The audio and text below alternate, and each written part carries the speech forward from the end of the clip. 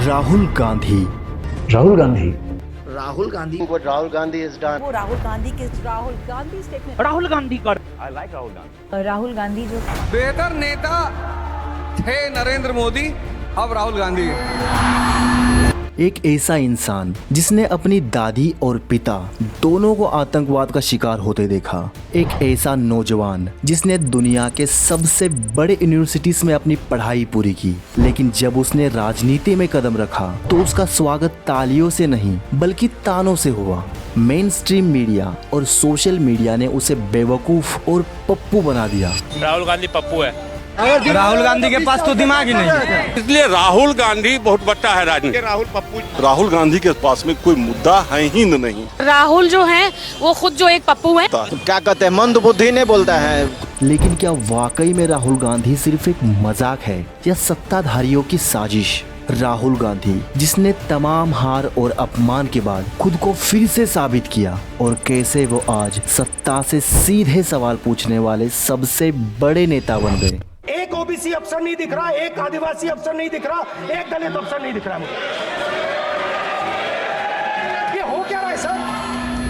19 जून 1970 में राजीव गांधी और सोनिया गांधी को एक लड़का होता है जिनका नाम राहुल गांधी रखा जाता है। ये कोई आम बच्चा नहीं था, ये नेहरू और गांधी परिवार का हिस्सा था जो भारत की आजादी के बाद से राजनीति का मेन फेस बन चुका था। जिस समय राहुल गांधी का जन्म हुआ उस समय देश की प्रधानमंत्री उनकी दादी इंदिरा गांधी जी थी, इसलिए राहुल का बचपन दूसरे बच्चों से बिल्कुल अलग था। वो दिल्ली के सेंट कोलंबा स्कूल में पढ़ना शुरू करते हैं, लेकिन 1984 में उनकी दादी इंदिरा गांधी, जो उस समय भारत की प्रधानमंत्री भी थी, उनके बॉडीगार्ड्स हत्या कर देते हैं। उस समय राहुल सिर्फ 14 साल के थे और ये घटना उनके लिए एक बड़ा झटका थी। इस हत्या के बाद हालात बदल जाते हैं और सिक्योरिटी रीजन के चलते उन्हें होम स्कूलिंग करनी पड़ती है और उन्हें पढ़ाने के लिए घर में ही टीचर्स आने लगते हैं। फाइनली 5 साल बाद 1989 में वो दिल्ली के स्टीफंस कॉलेज में एडमिशन लेते हैं और हिस्ट्री पढ़ना शुरू करते हैं। हालांकि फर्स्ट ईयर कंप्लीट करने के बाद वो हार्वर्ड यूनिवर्सिटी जाते हैं,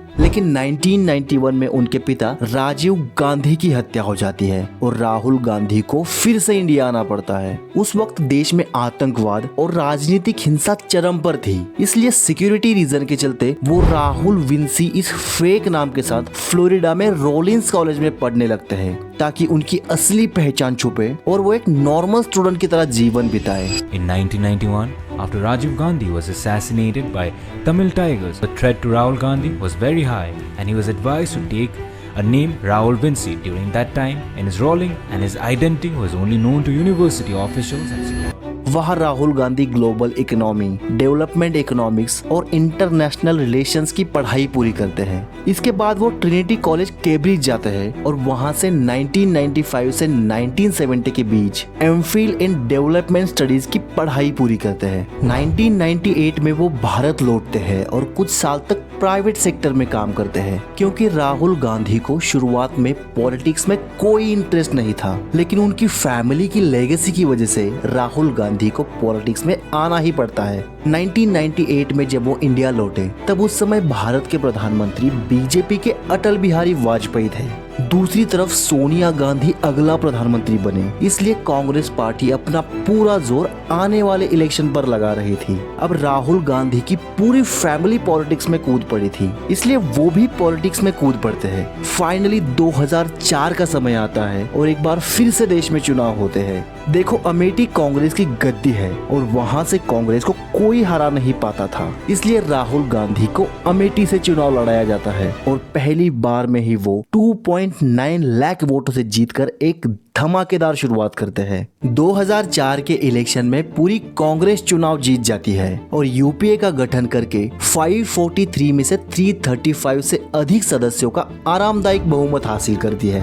अब सोनिया गांधी का प्रधानमंत्री बनना तय था और लगभग सबको यही लग रहा था कि नेक्स्ट पीएम सोनिया गांधी ही बनेंगी। बट राहुल गांधी यहाँ एक बड़ा डिसीजन लेते हैं और सोनिया गांधी को प्रधानमंत्री बनने से मना कर देते हैं, क्योंकि पहले भी उनके परिवार में 2 लोगों की प्रधानमंत्री पद पर रहते हुए डेथ हो गई थी। इसलिए उन्हें अपनी मां को लेकर बहुत डर लग रहा था। इसलिए वो सोनिया गांधी को प्रधानमंत्री बनने से साफ मना कर देते हैं। इसके बाद 22 मई 2004 को फाइनली डॉक्टर मनमोहन सिंह भारत के प्रधानमंत्री बन जाते हैं। I, Manmohan Singh, do swear in the name of God that इसके बाद राहुल गांधी लोगों से मिलने लगते हैं, इंटरव्यूज देने लगते हैं, जिससे उनकी लोकप्रियता बढ़ने लगती है और 2007 में वो इंडियन यूथ कांग्रेस और NSUI के अध्यक्ष बनते हैं और युवाओं को टिकट देने की नीति शुरू करते हैं, जिससे पार्टी में नई जान आने लगती है। इसके बाद वो ग्रामीण इलाकों में जाते हैं, जहां वो किसानों से मुलाकातें करते हैं, उनकी समस्याएं सुनते हैं, इंग्लिश में, हिंदी में कई इंटरव्यूज देते हैं, जिससे राहुल गांधी की लोकप्रियता और बढ़ने लगती है। और 2009 में जब दोबारा इलेक्शंस होते हैं तो राहुल गांधी 3.9 लाख वोटों से जीत जाते हैं। 2009 में कांग्रेस 206 सीटें जीतकर फिर से सत्ता में आती है और एक बार फिर से मनमोहन सिंह देश के प्रधानमंत्री बनते हैं। इस जीत के साथ राहुल गांधी की भूमिका भी बढ़ जाती है और 2013 में वो कांग्रेस पार्टी के वाइस प्रेसिडेंट बन जाते हैं। देखो, यहाँ तक राहुल गांधी का अच्छा राइज हुआ था और लोगों के बीच उनकी अच्छी इमेज बनी हुई थी। लेकिन ये आता है 2014 और यहाँ से राजनीति पूरी तरह से बदल जाती है। अगले लोकसभा इलेक्शन के लिए बीजेपी की तरफ से नरेंद्र मोदी का चेहरा पहली बार देश के सामने आता है और वो अच्छे दिन आने वाले हैं का कैंपेन चलाते हैं और कांग्रेस के परिवारवाद के खिलाफ जमकर आवाज उठाते हैं। जिस एक बात पर मैंने सबसे ज्यादा चिंता जताई थी वो थी गौर परिवारवाद। वो लोगों के मन में ये विश्वास बनाते हैं कि अगर मोदी जी प्रधानमंत्री बनेंगे तो वो महंगाई कम करके देश में अच्छे दिन लाएंगे। अच्छे दिन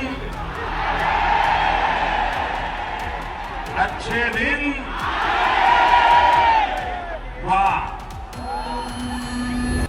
साथ ही नरेंद्र मोदी हर भाषण में राहुल गांधी को शहजादा कह के संबोधित करने लगते हैं और खुद को वो एक साधारण से घर से आने वाला चाय वाला कहने लगते हैं। मैं चाय वाला हूँ, लेकिन मुझे मालूम है चाय भी नहीं आती 90 पैसे में। जिससे लोगों के मन में ये बिठा दिया जाता है कि ये चुनाव एक शहजादा वर्सेस चाय वाले का है। इससे 2014 के इलेक्शन में लोग मोदी जी को बड़ी संख्या में वोटिंग करने लगते हैं और 2014 के इलेक्शन में इसका इतना बड़ा इम्पैक्ट हो जाता है कि कांग्रेस को सिर्फ 44 सीटें मिलती है। राहुल गांधी फिर से अपनी सीट से जीत जाते हैं, लेकिन सबसे बड़ी प्रॉब्लम ये थी कि कांग्रेस पार्टी इतिहास में पहली बार इतनी बुरी तरह से हार चुकी थी। लेकिन इस हार के बाद भी राहुल गांधी एकदम शांत थे। मैंने कैंपेन में क्लियरली बोला था कि जनता मालिक है और मालिक ने ऑर्डर दिया है, डायरेक्शन दिया है। तो मैं सबसे पहले नरेंद्र मोदी जी को, बीजेपी को बधाई देना चाहता हूँ। राहुल गांधी को लगता है कि इससे पहले भी बीजेपी सत्ता में आई थी और फिर कांग्रेस ने बीजेपी को हराया था और आगे भी ऐसा ही होगा। लेकिन राहुल गांधी को जरा सा भी अंदाजा नहीं था कि अब यहाँ से राजनीति पूरी तरह से बदलने वाली है। इस देश में कभी किसी ने 50 करोड़ की गर्लफ्रेंड देखी है? ये कांग्रेस की कौन सी विधवा थी जिसके खाते में रुपया जाता था? कैसे आंख खोली जा रही है, कैसे बंद की जा रही है? दीदी, ओ दीदी, अरे दीदी। और राहुल गांधी को खत्म करने के लिए अपोजिशन किसी भी हद तक जा सकता है। उन्होंने अंदाजा भी नहीं लगाया था कि 2014 के बाद उनका इतनी बुरी तरह से डाउनफॉल होगा कि वहां से कमबैक करना लगभग नामुमकिन हो जाएगा और अपने आप का कमबैक करने के लिए उन्हें सब कुछ दांव पर लगाना पड़ेगा। देखो, जैसे ही मोदी सत्ता में आते हैं तो देश की सारी मीडिया मोदी की तारीफ करने लगती है। जहां मीडिया को सत्ता से सवाल पूछने चाहिए, वो मीडिया 24 घंटे बस मोदी मोदी नाम जपने लगती है। कि प्रधानमंत्री मोदी का सीना सलमान खान से भी 4 इंच चौड़ा है। ये बात जरा राजनीति के, जिसका हुनर और जिसके माहिर आप माने जाते हैं। प्रधानमंत्री नरेंद्र मोदी जी, नमस्कार। इतनी ताकत कहां से आती है? एक मोदी को हराना नामुमकिन हो चला है और मोदी को बीजेपी का सबसे बड़ा फेस बनाया जाता है। 5 राज्यों में से 4 राज्यों में जबरदस्त जीत है और इसका श्रेय मोदी को जाता है। दूसरी तरफ राहुल गांधी को कांग्रेस का मेन फेस बनाकर हार की सारी जिम्मेदारी राहुल गांधी पर थोपी जाती है, जबकि राहुल गांधी को उस समय पीएम बनने में कोई इंटरेस्ट नहीं था। इसके 2 साल बाद ही जियो लॉन्च होता है और इंटरनेट की दुनिया में क्रांति आ जाती है, जिससे हर किसी के पास मोबाइल और इंटरनेट पहुंच जाता है और यूट्यूब और फेसबुक के जरिए लोगों तक आसानी से न्यूज पहुंचने लगती है। और यहीं से शुरू हुआ बीजेपी के आईटी सेल का वो खेल जो राहुल गांधी को पूरी तरह से खत्म करने वाला था, और ये राहुल गांधी को सबसे बड़ी दिक्कत देने वाला था। मेन स्ट्रीम मीडिया तो पहले से ही राहुल गांधी को बेवकूफ और मोदी जी को महान दिखा रही थी। ऐसे में बीजेपी का आईटी सेल और एक्टिव हो जाता है और राहुल गांधी के बयानों को काटकर उसके मीम्स बनने लगते हैं। इस साइड से आलू डालो, उस साइड से सोना निकालो। जो बातें मोदी जी ने कही थी और राहुल गांधी उन बातों को दोहरा रहे थे, तो उसे काट कर लोगों को कुछ इस तरह दिखाया जाता है कि लोग भी आंख बंद करके राहुल गांधी को बेवकूफ और पप्पू समझने लगते हैं। इस साइड से आलू डालो, उस साइड से सोना निकालो। इतना पैसा बनेगा, आपको पता नहीं होगा क्या करना है पैसे का। मेरे शब्द नहीं है, नरेंद्र मोदी जी के शब्द हैं। जी हां, ये है वायरल हुए राहुल गांधी के वीडियो का सच। फेसबुक और ट्विटर पर हैशटैग पप्पू ट्रेंड करने लगता है और राहुल गांधी भी एडमिट करने लगते हैं कि हाँ, मैं पप्पू हूँ। आपके अंदर मेरे लिए गुस्सा है, आपके लिए मैं पप्पू हूँ। अब ये सारी चीजें जब हो रही थी, तब कांग्रेस पार्टी और राहुल गांधी का बुरी तरह से डाउनफॉल होता ही जा रहा था और इसका नतीजा 2019 के इलेक्शन में दिखाई देता है, जब राहुल गांधी अमेठी से भी हार जाते हैं और 2019 में भाजपा पूर्ण बहुमत से सरकार बनाती है और एक बार फिर से नरेंद्र मोदी देश के प्रधानमंत्री बनते हैं। 2019 की हार के बाद राहुल गांधी अध्यक्ष पद से इस्तीफा देते हैं और हार की सारी जिम्मेदारी लेते हुए कहते हैं कि मैं इस हार का दोषी हूँ। Rahul Gandhi has said very clearly, I am responsible for the loss of the 2019 election. Accountability is critical for the future growth of our party. It is for this reason I have resigned as Congress president. इसके बाद Congress party में असंतोष बढ़ने लगता है और कई वरिष्ठ नेता पार्टी छोड़कर जाने लगते हैं। राहुल गांधी का ये सबसे क्रूशियल टाइम था, लेकिन बीजेपी का आईटी सेल उन्हें पूरी तरह से तबाह करने में लगा था। 2019 में हुए पुलवामा अटैक के बारे में वो बीजेपी गवर्नमेंट पर सवाल उठाते हैं कि इस टेरर अटैक का सबसे बड़ा फायदा किस पार्टी को हुआ। As Rahul Gandhi tweeted remembering the CRPF martyrs, he also questioned the government who benefited the most from the attack. इस सवाल के बाद बीजेपी का आईटी सेल राहुल गांधी को एंटी नेशनल बना देता है और उनके नाम से सोशल मीडिया पर anti national Rahul Gandhi trend करने लगता है, जबकि इसकी सच्चाई ये थी कि आपका पहला vote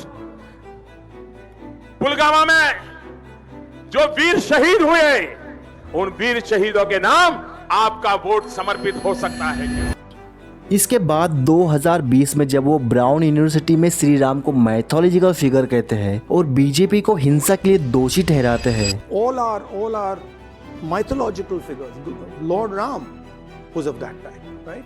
Where he was forgiving, he was compassionate. So तब उन्हें एंटी हिंदू कहा जाता है। आज भी राहुल गांधी के आधे अधूरे बयान दिखाकर उनकी इमेज एंटी हिंदू बनाने में बीजेपी का आईटी सेल कोई कसर नहीं छोड़ता है।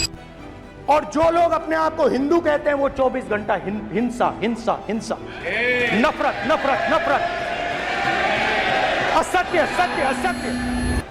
2019 के हार के बाद राहुल गांधी पर और मीम्स बनाए जाते हैं। उन्हें शहजादा, राजकुमार, वंशवादी कहकर ट्रोल किया जाने लगता है। देशद्रोही और हिंदू विरोधी कहकर उन पर बेवकूफ और पप्पू का टैग लगाया जाता है, जिससे सबको लगने लगता है कि राहुल गांधी की बेवकूफी की वजह से कांग्रेस पूरी तरह से खत्म हो गई है। और इसी बीच 2019 में राहुल गांधी अचानक से गायब हो जाते हैं। अब सबको लगने लगता है कि राहुल गांधी का पॉलिटिकल करियर खत्म हो गया है और अब यहाँ से उनका कमबैक इम्पॉसिबल है। इतना पढ़ा लिखा इंसान जो हार्वर्ड में पढ़कर आया, इतनी सारी चीजें सीख कर आया, उस पर बीजेपी ने बेवकूफ और पप्पू का टैग लगाया, लेकिन राहुल गांधी इस पर चुप रहे। हजारों करोड़ रुपए मुझे और कांग्रेस पार्टी को बदनाम करने में लगा दिए। मैंने अपने आप को बचाने की कभी कोशिश नहीं की। मैंने कभी नहीं कहा ये गलत बोल रहे हैं मेरे बारे में। आप देख लो, मीडिया देख लो, 8 साल मैंने एक शब्द नहीं बोला। लेकिन सितंबर 2022 में राहुल गांधी भारत जोड़ो यात्रा अनाउंस करते हैं, जिसमें कन्याकुमारी से लेकर कश्मीर तक पैदल चलकर वो 3570 किलोमीटर का सफर पूरा करने वाले हैं और लोगों में प्यार बांटने वाले हैं। लेकिन कोई मेन स्ट्रीम मीडिया इसको कवर नहीं करता और इस पर भी राहुल गांधी को पप्पू कहकर बहुत ट्रोल किया जाता है और मीम्स बनाए जाते हैं और लोगों के दिमाग में यह बिठाया जाता है कि राहुल गांधी तो पप्पू है और वो कुछ भी बोलते हैं। लेकिन 7 सितंबर 2022 को राहुल गांधी कन्याकुमारी से जब ये यात्रा शुरू करते हैं तो सब कुछ बदलने लगता है और हजारों की संख्या में लोग उनसे जुड़ने लगते हैं। इस यात्रा का मकसद भाजपा की विभाजनकारी राजनीति के खिलाफ एकजुटता का संदेश देना था। राहुल रोजाना 20 से 25 किलोमीटर पैदल चलकर किसानों से, मजदूरों से, छोटे व्यापारियों से और युवाओं से मिलते हैं, चाय के दुकानों पर रुकते हैं, स्टूडेंट से बात करते हैं। यात्रा के दौरान बेरोजगारी, महंगाई और सामाजिक असमानता जैसे मुद्दों को उठाते हैं। उनका नारा नफरत के बाजार में मोहब्बत की दुकान सोशल मीडिया पर वायरल होता है और इस यात्रा का क्रेज लोगों में बढ़ता ही जाता है और लाखों लोग यात्रा में जुड़ने लगते हैं। राहुल की सादगी जैसे टी शर्ट और जीन्स में चलना, ठंड हो या बारिश यात्रा जारी रखना, इससे वो लोगों का दिल जीत लेते हैं। इस यात्रा के बाद वो बिल्कुल ही चेंज हो जाते हैं और जब उन्हें इसके बारे में पूछा जाता है तो वो कहते हैं कि मैंने उस पुराने राहुल को मार दिया है। राहुल गांधी आपके दिमाग में है, मैंने मार दिया उसको। देखो, इस यात्रा के बाद उनकी पर्सनालिटी इतनी चेंज हो गई कि सारे देश में उनकी ही चर्चा शुरू हुई। अब लोग उनको सुनने लगे हैं, उनको सीरियस लेने लगे हैं। अब जब कोई राहुल गांधी को पप्पू कहता है तो उनके समर्थक उसका खुलकर विरोध करते हैं और अब लोग मानने लगे हैं कि राहुल गांधी अगला पीएम बन सकते हैं। आज के टाइम में देश सरकार नहीं चला रही, आज के टाइम में देश एलओपी राहुल गांधी चला रहे हैं।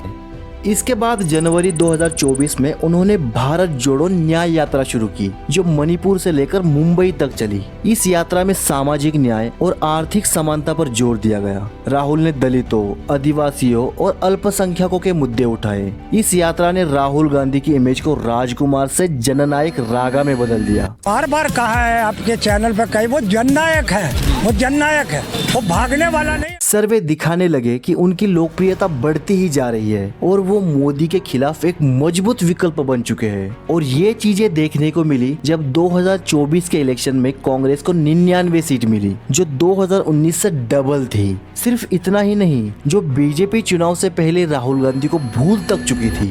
राहुल ने सर जो ये अमीरी गरीबी की बात की, कौन राहुल? हमारे वाले राहुल। 400 पार की इतनी हवा भर रही थी। अब की बार 400 पार। उन्हें सिर्फ 234 सीटें मिली। अब गवर्नमेंट तो बीजेपी की बन गई थी, लेकिन पूरे 10 साल बाद भाजपा के सामने नेता प्रतिपक्ष बनकर राहुल गांधी खड़े थे।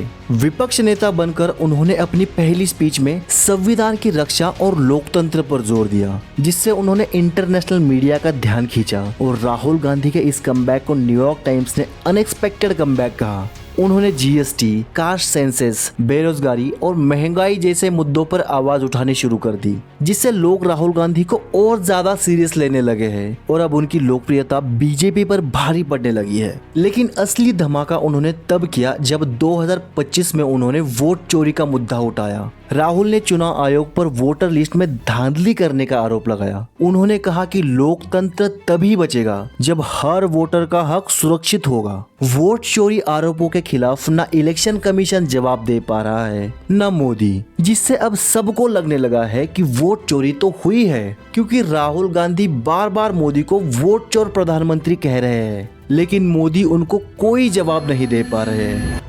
अगर मैं आरोप लगा रहा हूं प्रधानमंत्री पे हर रोज कि तुम वोट चोर हो, प्रधानमंत्री चुप क्यों है? इस सभी के बीच सितंबर 2025 में राहुल गांधी ने बिहार में वोटर अधिकार यात्रा शुरू की। इस यात्रा में उन्होंने सीधे सीधे प्रधानमंत्री मोदी पर तंज कसा और वोट चोर गद्दी छोड़ का नारा लगाया। जरा मोदी जी को बताइए, वोट चोर, वोट चोर, वोट चोर।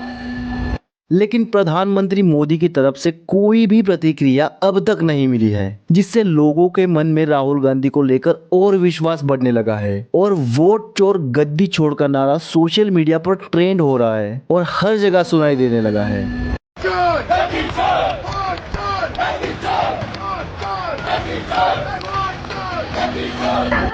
लेकिन बीजेपी के लिए अब सबसे बड़ी खतरे की घंटी बिहार का चुनाव बन गया है, क्योंकि इस चुनाव के नतीजे सेंट्रल गवर्नमेंट को भी हिला सकते हैं। इसी टाइम पर राहुल गांधी ने इतना बड़ा मुद्दा उठाया है और मोदी के पास कोई जवाब नहीं है। अब देखना यह है कि आने वाले बिहार चुनाव के नतीजे क्या असर दिखाते हैं। लेकिन बीजेपी ने जो राहुल गांधी की इमेज इतनी खराब बनाई थी, उन्हें तो राहुल गांधी ने बता दिया कि वो पप्पू तो बिल्कुल भी नहीं है।